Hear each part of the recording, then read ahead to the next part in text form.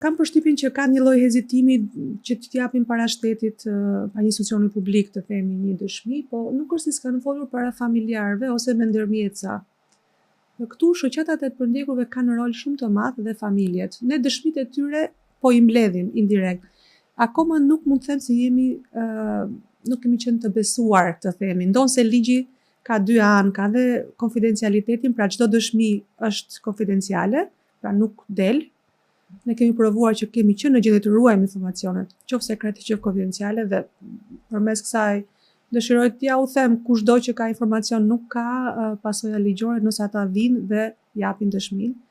Nga ana tjetër, për dëshmi të rreme ka dhe sistem gjobash. Edhe kjo nuk është se funksionon. Njerëzit, mendoj që është një akt shumë human që kushdo që, edhe nëse ka qenë i përfshirë në kushte rrethana të caktuara, është koha që ta çliroj shpirtin e vet, bëj një akt bamirësie njerëzor, edhe të ndihmoj, sepse është shumë njerëzore të ndihmosh një familje të tërë, një farefisë që të qetësohet në këtë aspekt. Por nuk mungojnë dëshmit nga fqinj, nga fshatarët e zonave, kemi raste shumë fisnike, për shembull të Varrezës së Mënikut, ku familjari ka dëgjuar zërat e viktimave, tokën nuk e ka prekur, ka pas pronë private, nuk e ka prekur.